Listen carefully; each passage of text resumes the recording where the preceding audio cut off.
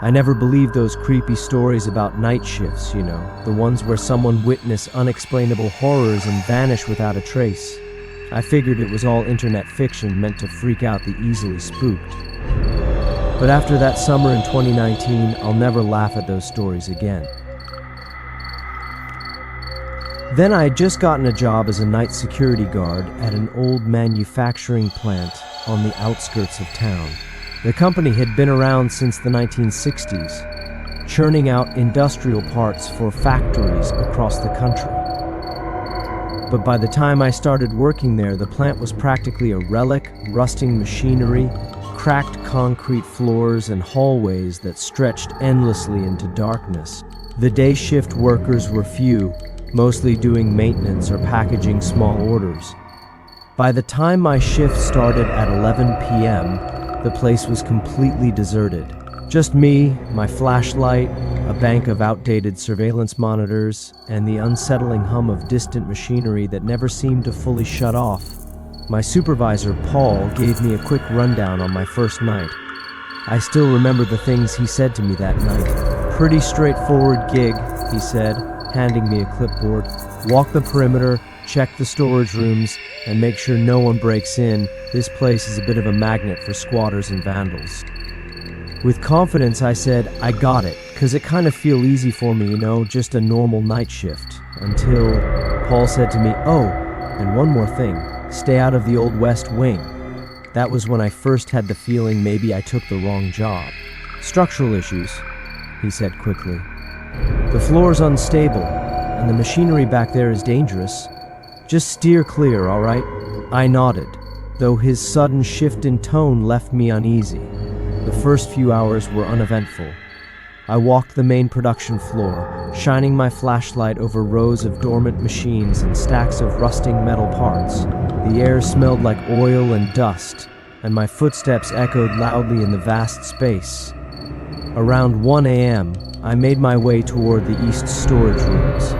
The fluorescent lights flickered overhead, casting strange shadows on the walls. As I walked past a row of metal shelves, I heard a faint clanging sound, like something had fallen. I froze, my heart racing. "Hello?" I called out, my voice echoing through the room. No response. I remember telling myself it was probably just a loose piece of equipment settling. But as I turned to continue my patrol, I heard it again, louder this time. The sound came from the far end of the room, near a set of double doors that led to the West Wing. Against my better judgment, I decided to check it out. The doors were chained shut, just as Paul had said they would be, but the chain looked wrong. It was frayed, as if something had been gnawing at it.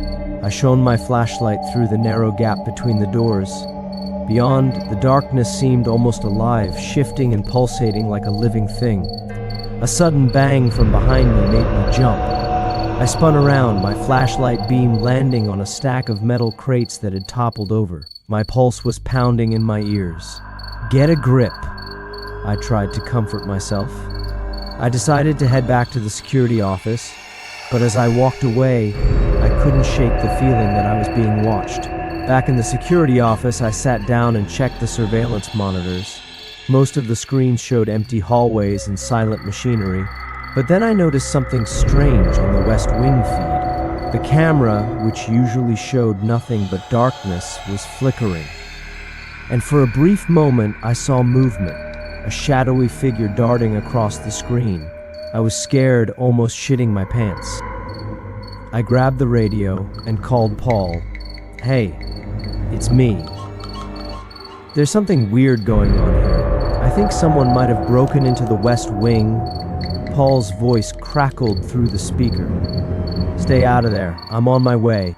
I set the radio down, my heart racing. Against every ounce of common sense, I decided to go check it out myself. The chain on the double doors was now completely severed, hanging limply from the handles. Taking a deep breath, I pushed the doors open and stepped inside.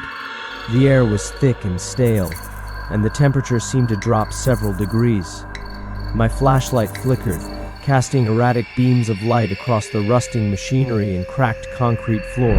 As I moved deeper into the wing, I noticed something strange. Markings on the floor like scratch marks. They formed strange patterns, almost like symbols.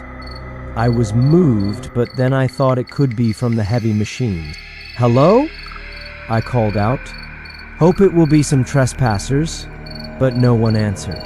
I was about to turn back when I heard it, a low guttural growl, coming from somewhere in the darkness. My flashlight beam landed on a large metal cabinet against the wall. The door was slightly ajar. I swallowed hard and approached the cabinet. My hand trembled as I reached for the handle. Before I could open it, the door burst open with a deafening bang, knocking me backward. I hit the floor hard, my flashlight skidding across the concrete. Out of the cabinet crawled a ghost-like figure, pale and emaciated. Its skin stretched tight over its bones. Its eyes glowed faintly in the darkness, and its mouth twisted into a grotesque grin. It let out a guttural screech and lunged at me. I scrambled to my feet and bolted for the door, adrenaline pumping through my veins. The creature's footsteps pounded behind me, impossibly fast. I burst through the doors and slammed them shut, throwing my weight against them. The creature let out another screech, but it didn't follow. Breathing heavily, I staggered back to the security office. Paul arrived minutes later with the police. They searched the entire plant, but found nothing. No signs of forced entry, no strange creatures, nothing. "You sure you didn't imagine it?" Paul asked, his expression skeptical. "I know what I saw," I said firmly. He didn't press the issue, but I could tell he didn't believe me.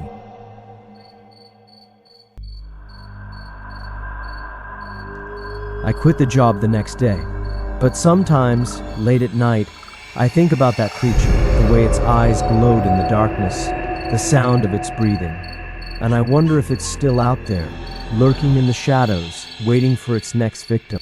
And I pray it never finds